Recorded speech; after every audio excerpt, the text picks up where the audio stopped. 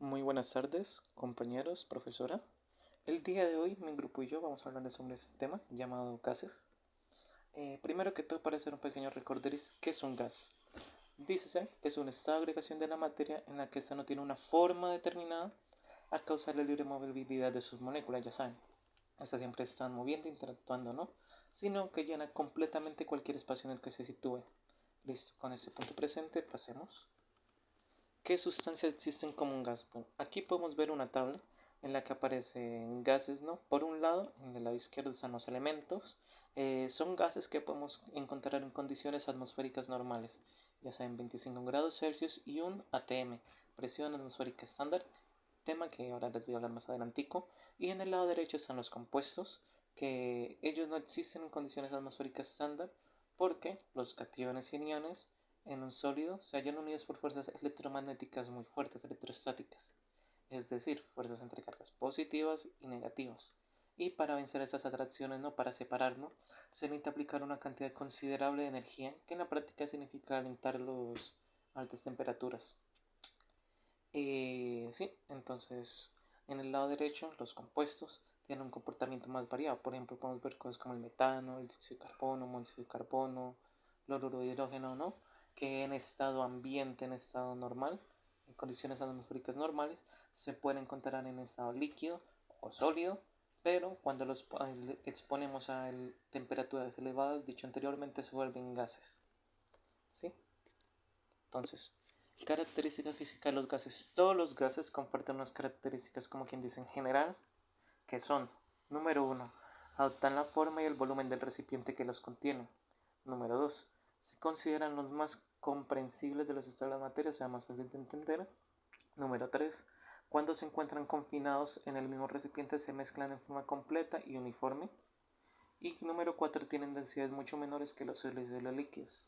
Aparte de estas características, pues ciertos gases tienen unas más específicas, ¿no? Que por ejemplo, si nos devolvemos a la tabla, algunos, como ya sabemos, el O2, oxígeno molecular, esencial para la vida, mejor dicho, característica importantísima.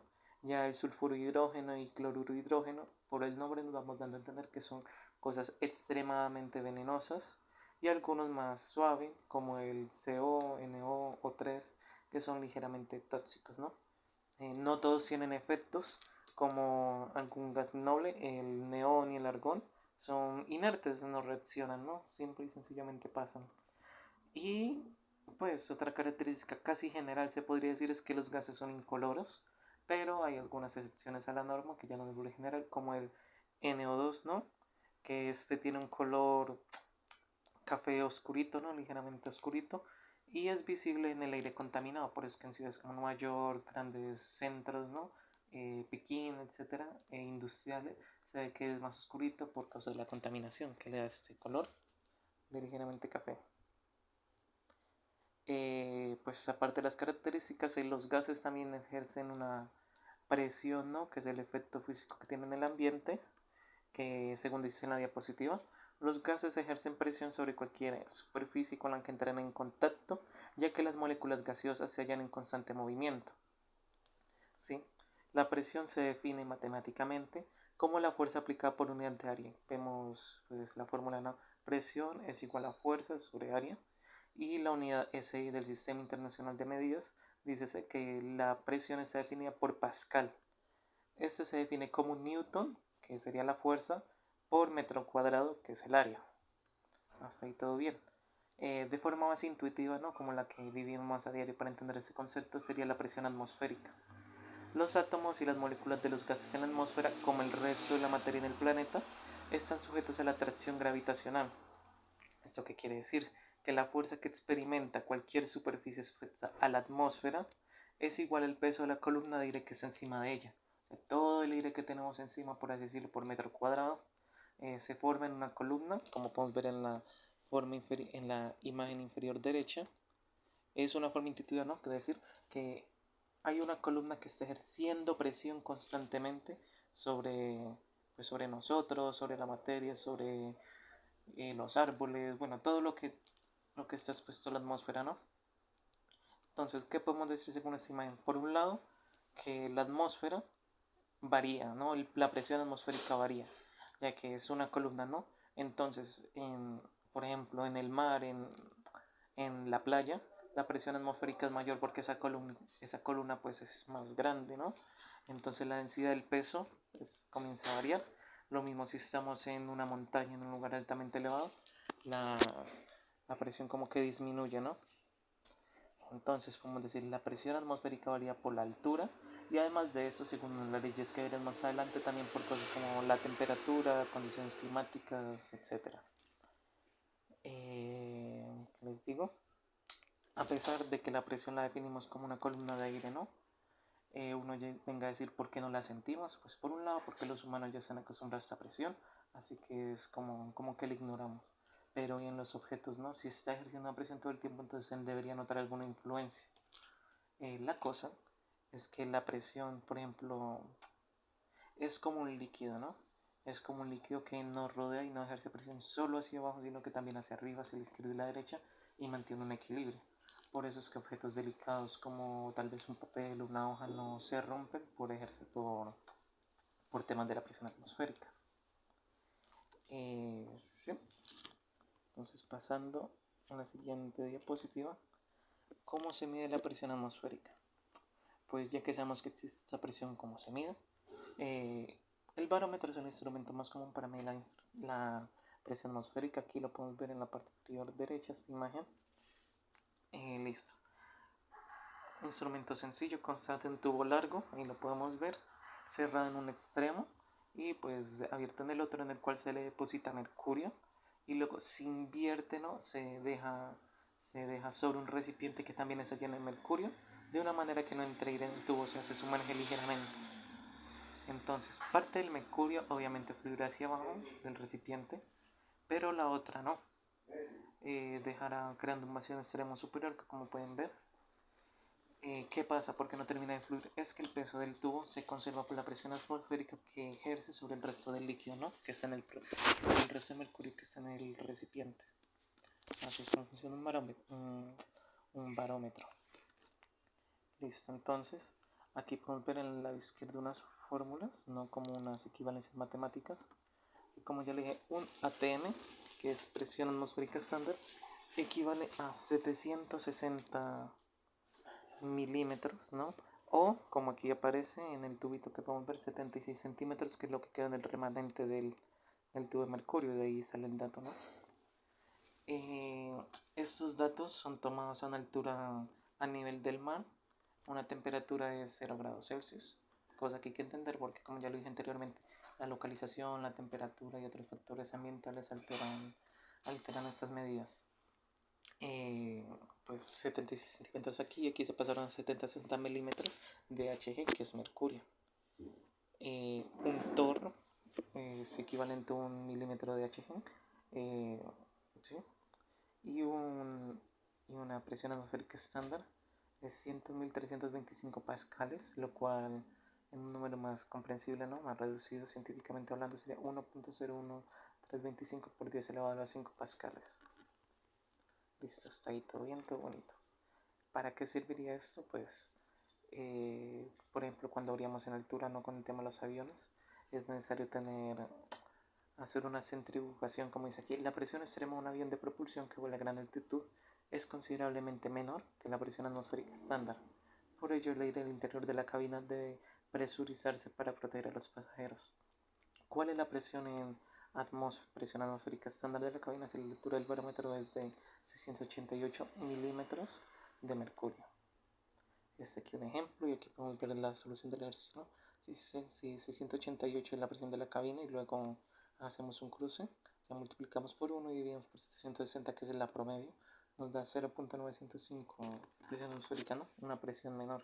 Entonces hay que centrifugar para volver a unos niveles normales y que no nos afecta a nosotros ni el avión. Entonces, como si alguno tuvo en cuenta, dije que el barómetro es para presión atmosférica estándar, ¿no? Pero hay otros gases que no existen en la atmósfera, ya saben, compuestos, y para eso utilizan otro aparato llamado manómetro. Existen dos manómetros, uno en el lado izquierdo que es manómetro de tubo cerrado y uno en el lado derecho que es manómetro de tubo abierto. El manómetro de tubo cerrado se utiliza comúnmente para medir presiones, menores a la atmósfera, ¿no? Algo menos denso, más suave. Y el manómetro de tubo abierto es más adecuado para medir presiones iguales o mayores a la presión atmosférica. O sea, ellas tienen en cuenta otros parámetros, como pueden ver, como la atmósfera. En la parte inferior derecha las fórmulas. Aquí solo para medir presiones inferiores el del lado izquierdo, que es el tubo cerrado, y presiones mayores el del lado derecho, que es el tubo abierto. Leyes de los gases. Bueno, ya aquí mis compañeros prosiguen con esto. Buenas tardes, profe. Continuamos con las leyes de los gases. Bueno, las leyes de los gases obedecen a tres leyes bastante simples, que son la ley de Boyle, la ley de Gay-Lussac y la ley de Charlie.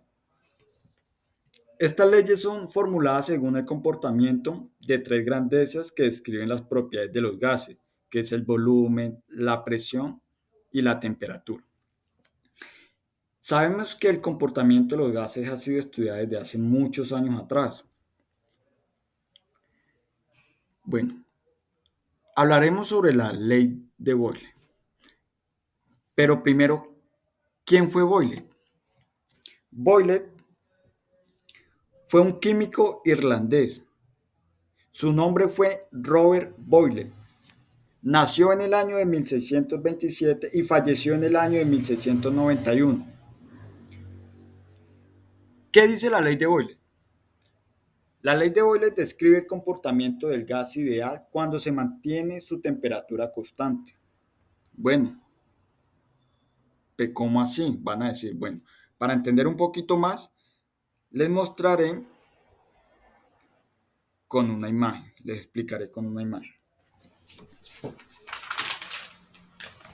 En esta imagen nos ilustra la ley de Boyle, que nos dice que al aumentar la presión, disminuye el volumen, como lo podemos ver en esta. Y al disminuir la presión, aumenta el volumen.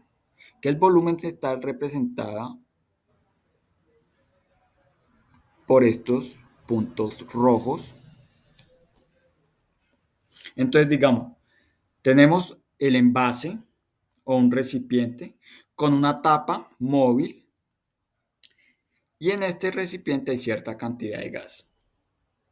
Entonces, al aplicar presión, disminuye el volumen. Y cuando disminuye la presión, el volumen va aumentando.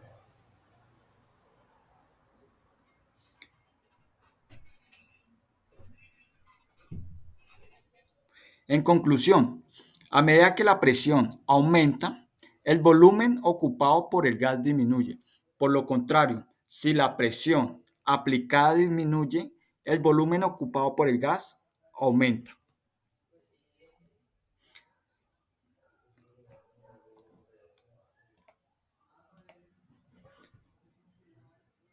Esta ley de Boyle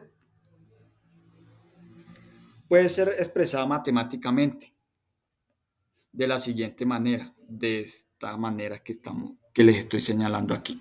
Bueno, entonces, ¿qué valor o qué significado tiene esta fórmula? P es igual a presión, B es igual a volumen. Y K es una constante que depende de la temperatura, de la masa y la naturaleza del gas. Matemáticamente, esto es P por B igual a K, que P es presión, B volumen y K es una constante que depende de la masa y la naturaleza del gas. Lo que significa que el producto de la presión por el volumen es constante.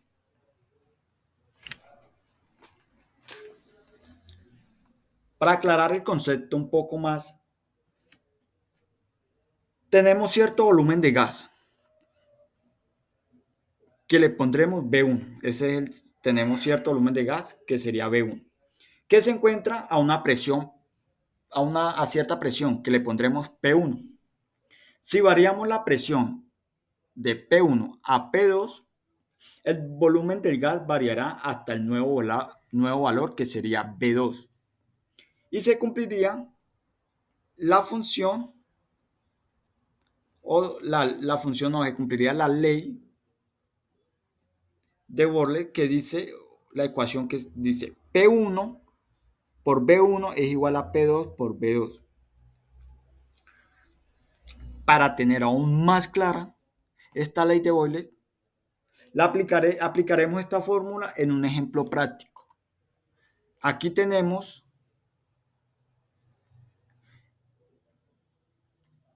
el ejemplo.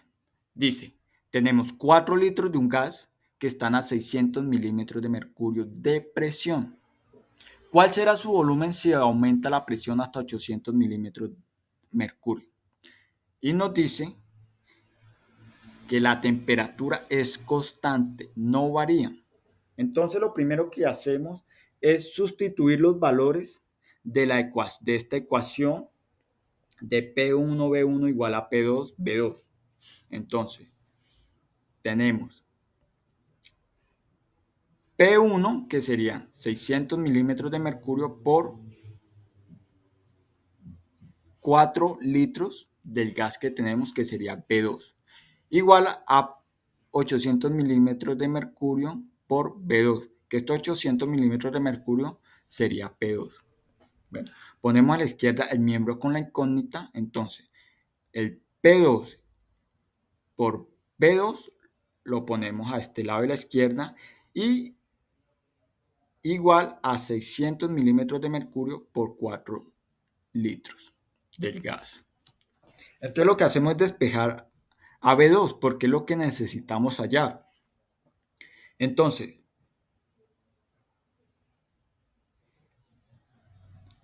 B2 es igual a 600 milímetros de mercurio por 4. ¿4 qué? 4 litros. ¿De qué? Del gas que, que tenemos. Sobre los 800 milímetros de mercurio. Que estos 800 milímetros de mercurio, ¿qué es? Esto es P2. Lo que estamos es reemplazando. Entonces lo que hacemos es multiplicar los 600 por 4. Esto nos da 2400. Sobre los 800. Sobre 800, esto es igual a 3. Aquí lo que hicimos fue multiplicar y dividir. Entonces, la respuesta es, si aumentamos la presión hasta los 800 milímetros de mercurio, el volumen disminuye hasta llegar a los 3 litros, porque como dice la ley de Boyle, que a mayor presión disminuye la temperatura. Y entonces teníamos 600 milímetros de mercurio, que el mercurio es un indicador de la presión. Entonces, al aumentar de 600 milímetros de mercurio a 800, aumentó la presión. Y entonces, ¿qué sucede? Disminuyó el volumen del gas. Por eso nos dio 3 litros del gas.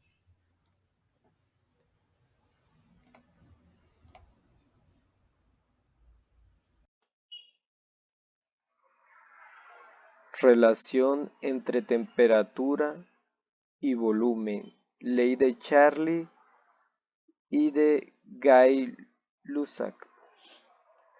Es una de las leyes de los gases ideales que relaciona el volumen y la temperatura. El volumen del gas aumenta y al disminuir la temperatura, el volumen disminuye. El volumen de una cantidad fija de gas mantenida a presión constante es directamente proporcional a la temperatura absoluta del gas. Como se puede ver en la imagen, el calentamiento o enfriamiento de un gas a presión constante.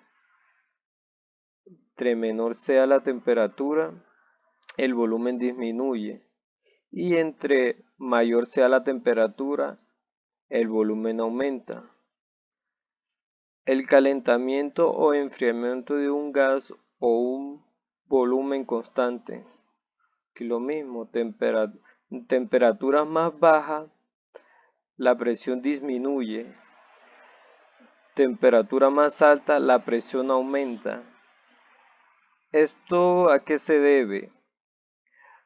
Esto se debe principalmente a la temperatura. Estamos hablando de temperatura. ¿Y qué es la temperatura? La temperatura significa movimiento de las partículas. A mayor movimiento, mayor temperatura.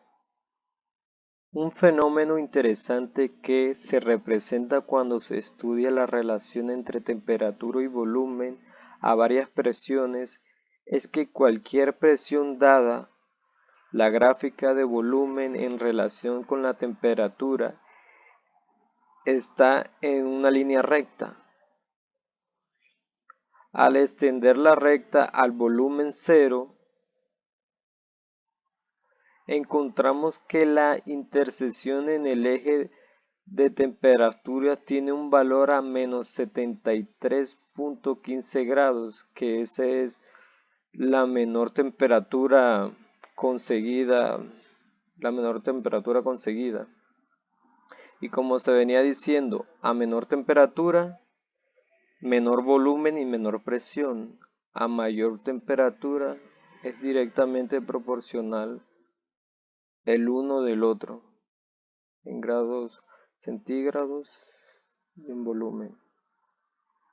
Kelvin comprendió el significado de dicho fenómeno, identificó la temperatura de menos 273.15 grados Celsius como el cero absoluto. Teóricamente la temperatura más baja posible, tomando el cero absoluto como punto de partida, estableciendo entonces una escala de temperatura absoluta conocida ahora como escala de temperaturas Kelvin. Aquí se puede ver cómo se está comparando los grados Kelvin con la escala de grados Celsius.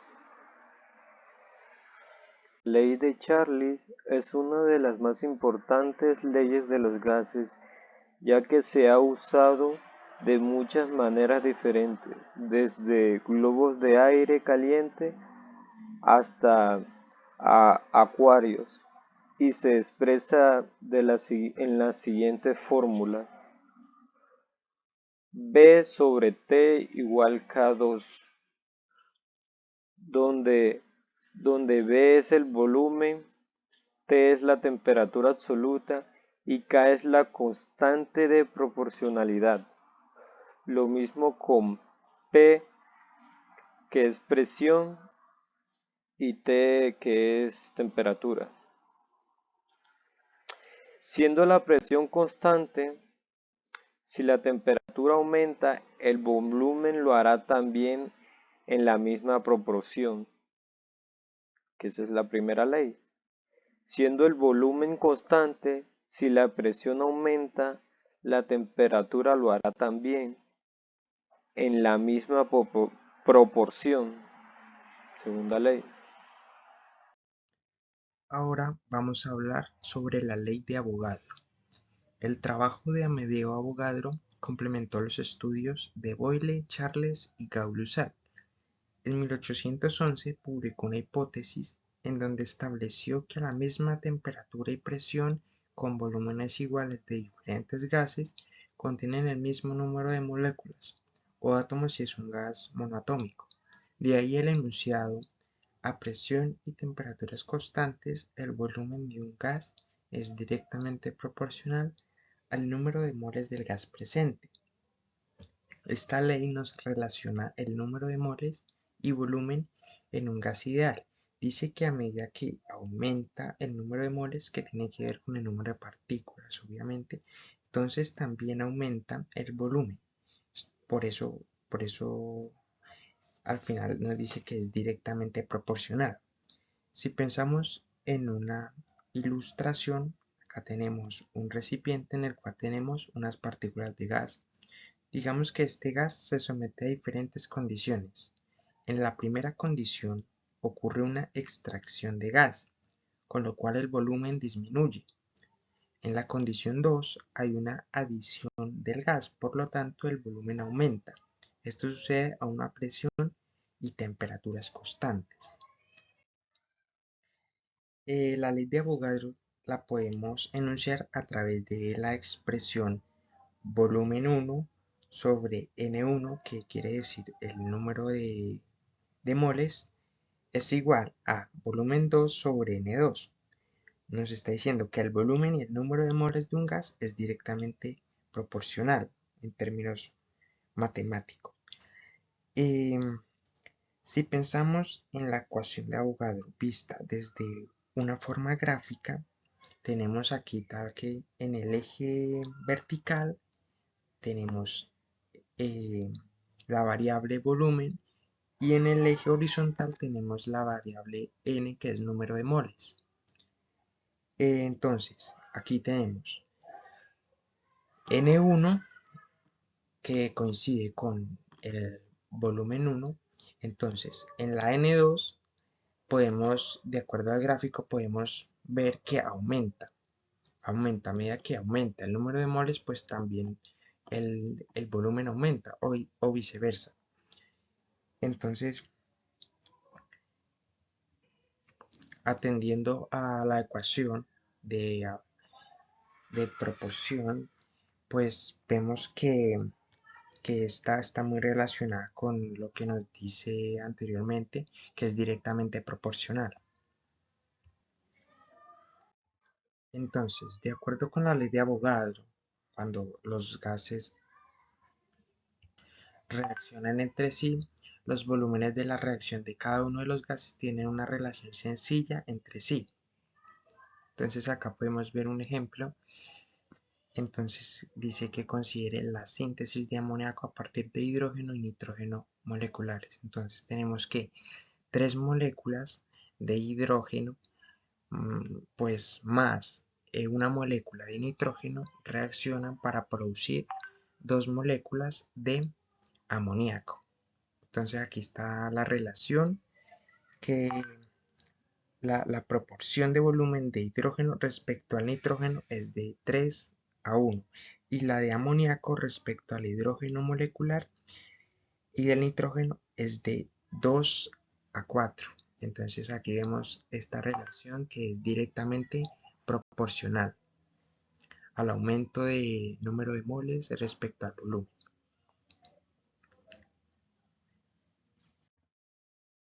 Gracias por la atención.